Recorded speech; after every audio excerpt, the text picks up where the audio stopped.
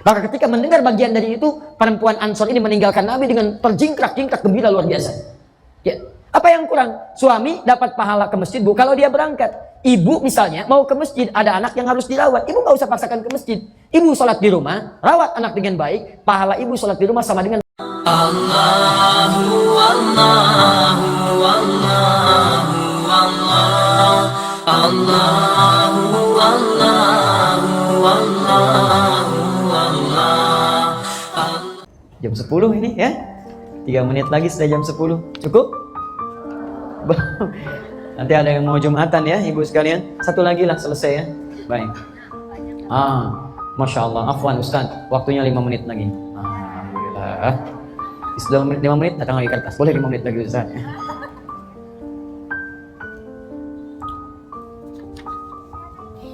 Islam tidak melarang kaum wanita untuk memanfaatkan potensinya sepanjang tidak menyalahi fitrah, kewanitaan, dan syariat Islam. Wanita karir pun tidak menjadi persoalan asal bisa menjaga diri dari fitnah dan masalah. Bagaimana tanggapan Ustaz dengan statement di atas dan sejauh mana batasan itu? Tanya. Saya agak cepat ya, sebetulnya ini materi yang lanjutan, tapi karena waktunya sangat terbatas, gini Bu ya, Ibu diikat dengan keistimewaan. Keistimewaan itu mengantarkan Ibu ke surga. Jadi surga itu sebetulnya dekat dengan Ibu. Makanya ada ungkapan, ya surga di bawah telapak kaki Ibu, bukan harus kemudian cari di bawah telapak kaki, bukan. Maksudnya adalah saking dekatnya dengan ibu itu, surga dekat dengan perempuan. Di amalan-amalan yang paling mendekatkan ke surga itu amalan perempuan. Banyak.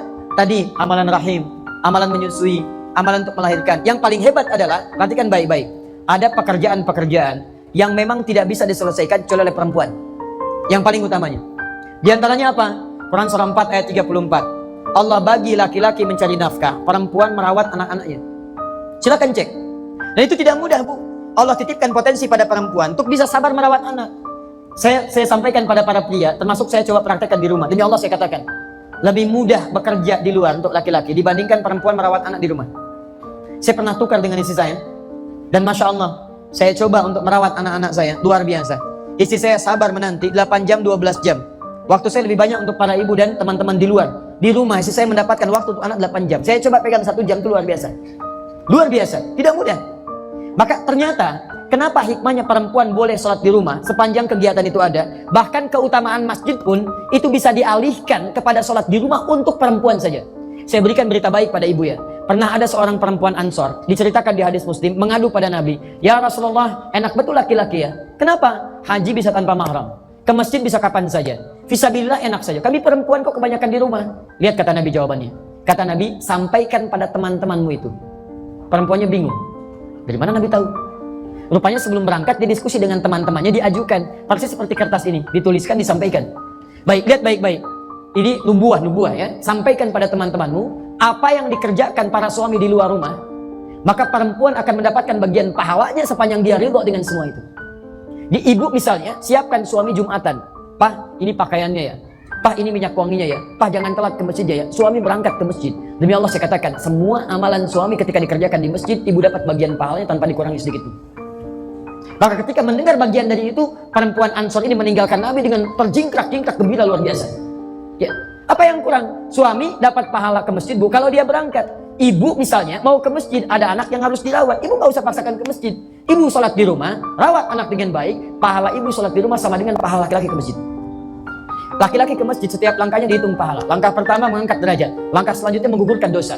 Ibu merawat anak, setiap perawatannya melahirkan pahala, menggugurkan dosa-dosa ibu. Senilai. Masuk ke masjid dapat 25 kebaikan.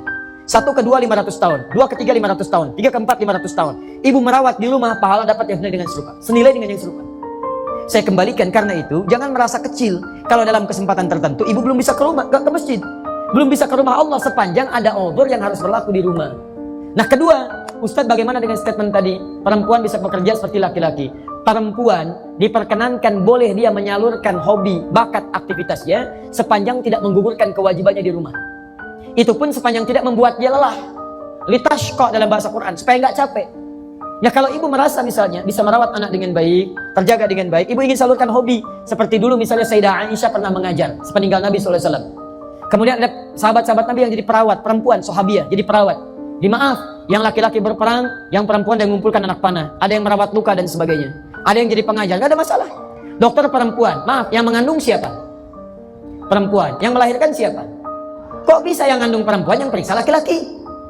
Berarti kan mesti ada dokter perempuan kan? Dokter perempuan yang periksa perempuan, yang bantu kelahiran perempuan dan sebagainya, mesti ada. Ada pengajaran untuk perempuan, fikih perempuan bagus dibahas oleh perempuan.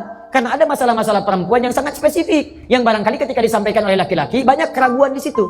Ya banyak kemudian hal-hal yang tidak lancar disampaikan, perempuan langsung disampaikan. Karena itu ketika Nabi ditanya, menyampaikan pada Asma, ya Asma, kalau sudah beranjak remaja begini, kamu tutupi seperti ini. Asma nggak paham. Siapa yang meneruskan? Aisyah. Kata Sayyidah Aisyah, Asma, maksud Nabi itu mesti begini, begini, begini.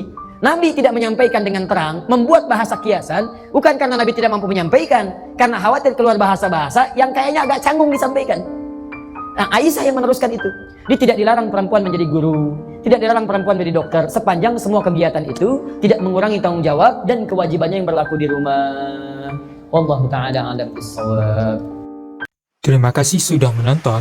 Jangan lupa bagikan video ini, karena barang siapa yang menunjuki kepada kebaikan, maka dia akan mendapatkan pahala seperti orang yang mengerjakannya.